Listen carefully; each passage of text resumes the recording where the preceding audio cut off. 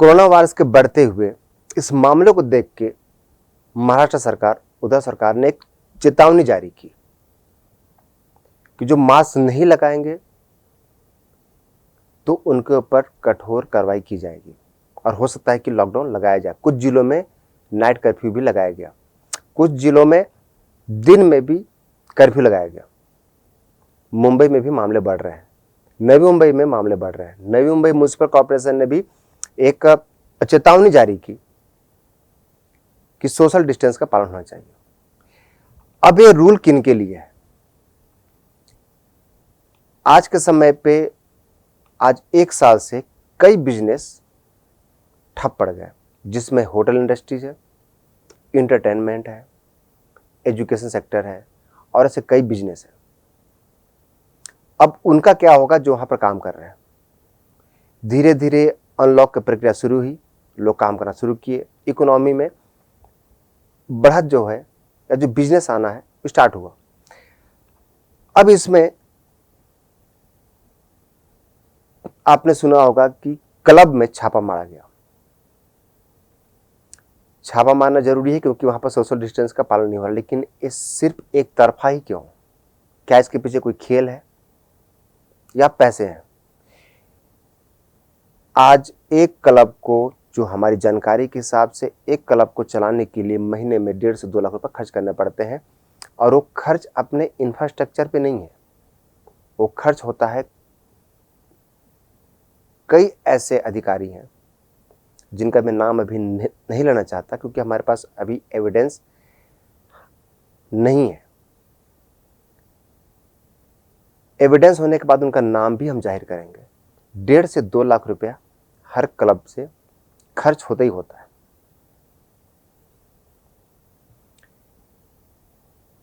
एक जगह पे रेड मारा जाता है, दूसरी जगह नहीं मारा जाता। आपको यदि रेड मारनी है तो हर जगह मारिए। ये रेड उन पे क्यों नहीं मारा जाता जहां पर राजनीतिक पार्टियां बर्थडे होती हैं, अभी भी जहां पर हजारों की संख्या में लोग जाते हैं और सोशल डिस्टेंस का पालन नहीं होता। ऐसे कई सेंटर हैं, ऐसे कई जगह हैं। एपीएमसी मार्केट का भी एक रिपोर्ट हमने दिखाया था जहां पर सोशल डिस्टेंसिंग का पालन नहीं हो रहा है। खाना पूर्ति की गई एक रिपोर्ट दिखाने के बाद एक हिदायत दीजिए, आप एक नोटिस दीजिए, उनको बोलिए कि यदि आप पालन नहीं करेंगे तो आपको ये प्रॉब्लम हो सकती है। लेकिन ये रेड मारने की जो अंदाज है, जिस तरीके से कर रहे हैं, आखिर वो बिजनेसमैन करें तो करे क्या? या तो आप पूरी तरीके से पूरे महाराष्ट्र में, पूरे मुंबई में, नवी मुंबई के हर एक क्लब, हर होटल बंद करा दीजिए,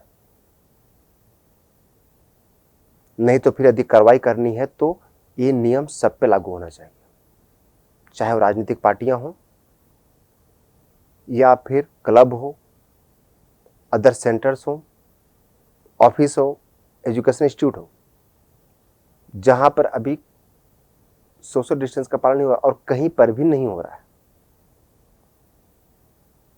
तो आखिर कार्रवाई एक तरफा क्यों? सवाल ये उठता है। सवाल ये भी उठता है, क्या इसके पीछे पैसे हैं? सवाल ये उठता है कि आखिर ये कार्रवाई किसी बदले की भावना से तो नहीं की जा रही है? अगली रिपोर्ट में कहां पर कितने पैसे जाते हैं, कितने खर्च होते हैं, कितने बिजनेस इंपैक्ट हुए हैं और छापे जो पड़ते हैं या रेड पड़ते हैं और उसी के अगल बगल में वो रेट क्यों नहीं पड़े, इसकी भी रिपोर्ट हम दिखाएंगे। सोचिए जरूर। नवी मुंबई महानगर और पुलिस के द्वारा ये रेड किया गया है।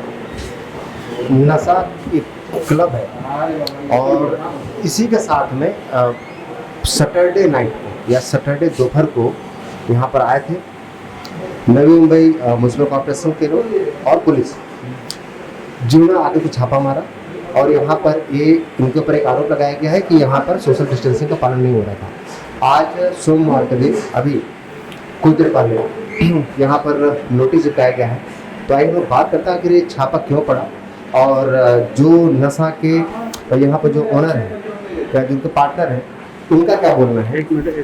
आखिर जो छापा जो पड़ रहा है, तो क्या ये नियम और कानून सिर्फ एक लोगों के लिए है या पूरे नवी मुंबई में जहां पर भी सोशल डिस्टेंसिंग का पालन नहीं हो रहा है, चाहे वो राजनीतिक कार्यक्रम हो या फिर और भी जितने क्लब चल रहे हैं, यहाँ पर कई ऐसे क्लब हैं जो रात के 3-3 बजे चलते हैं, तो क्या सब में छापा पड़ रहा है? और ये स्पेशली नशा क्लब में पड़ा हुआ है, तो इसके पीछे का कारण क्या है, तो ये जानते हैं।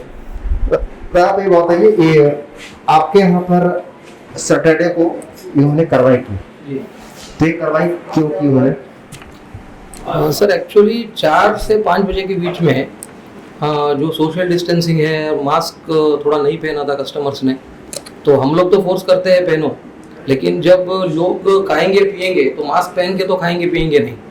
तो उस टाइम पे म्यूनसिपैलिटी का जो भी कॉरपोरेशन वाले हैं, एनएमएमसी वाले हैं, वो आके हमको पेनल्टी दिया था, 2 फाइन चालान दिया था। तो 1 फॉर मास्क नहीं पहना कस्टमर्स ने, और दूसरा सोशल डिस्टेंसिंग आपने मेंटेन नहीं किया। तो हमने उसका पेमेंट वो सब करते करते उनका 20-25 मिनट मतलब 5 बज गया था।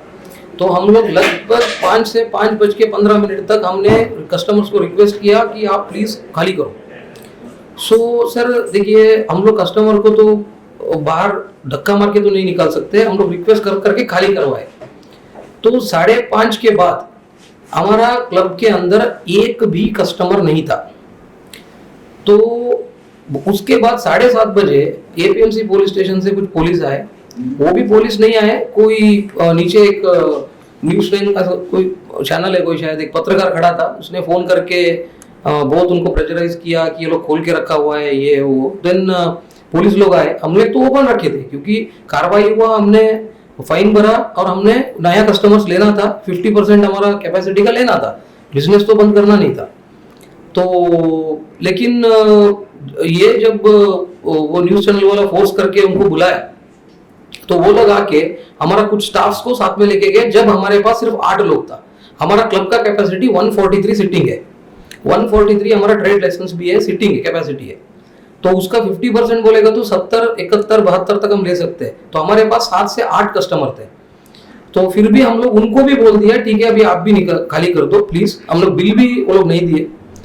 तो उसके बाद इन्होंने हमारा स्टाफ को लेके गए पुलिस स्टेशन में, 7-8 लोगों को, जो भी वेटर्स है, स्टीवर्स है, हाउसकीपिंग वाला है, तो उनको लेके जाके उन्होंने बाद में एफआईआर दाखिल किया।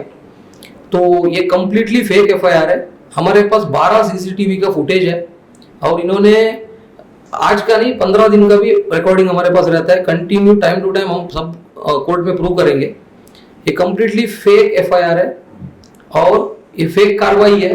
वो हम लोग तो बोल नहीं सकते किसका नाम, उसके पीछे कौन है, लेकिन समझ में आता है कि हम लोग को कुछ एमआरपी में लिखकर सेल करते हैं, तो दूसरा पब वाला है उसको भी पेन है, कुछ पब वाले हैं, कुछ पॉलिटिकल पार्टी से भी लिंक रहते हैं।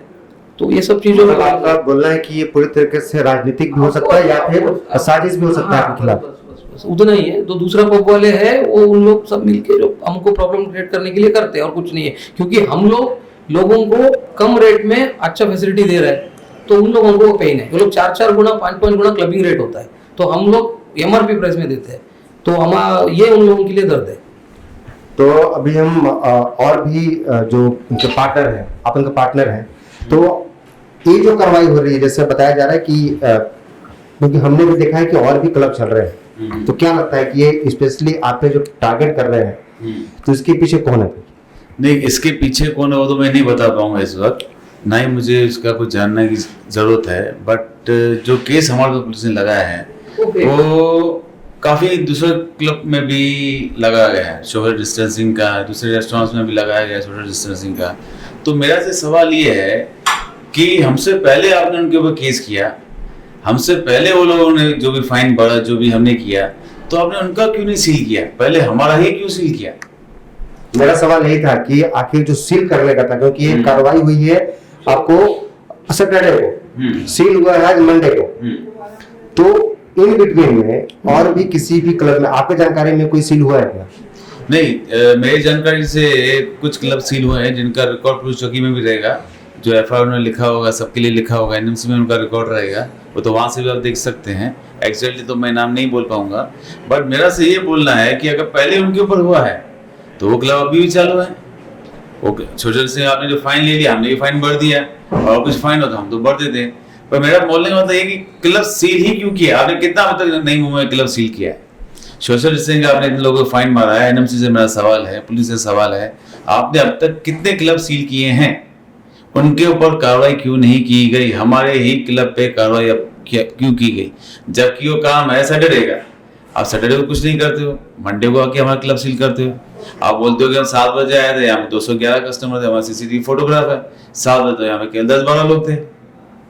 तो आपको हम अब सीसीटीवी कैमरा भी आने वाले समय में एक रिपोर्ट दिखाएंगे, और साथ में एक जो नोटिस आया हुआ है, इस नोटिस में एक लिखा हुआ है कि सैटरडे को दोपहर 4 बजे करीब 40 ग्राहक थे जिनको का फाइन हुआ, और फिर बाद में बताया गया कि 7:30 बजे 211 थे। तो आप बोल रहे हो कि ये शाम को 7:30 बजे 211 नहीं थे? ये शाम के टाइम पे अगर सीसीटीवी आ जाएगा हमारे पास, क्योंकि अभी तो सीसीटीवी अंदर है, टीवीआर अंदर है और जो लॉक किया गया है, पर जैसे हमारे पास ऑनलाइन रिकॉर्ड रहता है, हम निकालेंगे उसको और ये प्रूव कर देंगे कि ये जो 211 में दिखाया है, उस टाइम में केवल 10 से 12 कस्टमर क्लब के अंदर थे, जिनको भी हमने हाथ जोड़कर रिक्वेस्ट करके उनको बाहर निकाला था। अब सवाल ये उठता है, अब हमें म्युनिसिपल कॉर्पोरेशन और पुलिस इनसे भी जानेंगे कि और भी ऐसे कितने क्लब हैं, या ऐसी कोई कार्रवाई किसी भी अदर क्लब में या बिजनेस हाउसेज में, या जहां पर सोशल डिस्टेंसिंग का पालन नहीं हो रहा है। इवन जहां पर भी राजनीतिक रैलियां हो रही हैं या रैली नहीं हो रही, वहां कुछ कार्यक्रम हो रहे हैं, तो क्या वहां पर भी छापे पड़ रहे हैं या उनके कार्यालय को भी सील किया गया है? ये आने वाले समय में एक रिपोर्ट दिखाएंगे, और जिसमें एक सीसीटीवी और आखिर एक कुछ स्पेसिफिक क्लब पे या फिर आज जो बिजनेस हो रहा है, इस बिजनेस में कितने लोग का रोजगार जुड़ा हुआ है, क्या पूरे के पूरे पॉट को बंद करने के लिए कोई आदेश जारी किया गया है? अनलॉक की प्रक्रिया ऑलरेडी शुरू हो चुकी है। 7 से 8 महीना 1 साल तक कोई बिजनेस पूरे इंटायर ठप है, जिसमें सबसे बड़ा इंडस्ट्रीज जो होटल इंडस्ट्रीज है, रेस्टोरेंट है, ये सब ज्यादा इम्पैक्ट हुए हैं, और उनसे जुड़े हुए लोग, ऐसे कई लोगों का जो रोजगार है शायद वो भी इम्पैक्ट हुआ है। सोशल डिस्टेंसिंग का पालन होना चाहिए, ये हर जगह होना चाहिए, लेकिन इसका मतलब ये भी नहीं है कि पूरे बिजनेस को भी ठप कर दिया जाए। ऐसे ही वीडियोस के लिए बने रहिए द पब्लिक न्यूज 24 के साथ। अगर आपको हमारा ये वीडियो पसंद आया तो लाइक करें, शेयर करें, सब्सक्राइब करें और अपना सुझाव कमेंट बॉक्स पर डालना ना भूलें।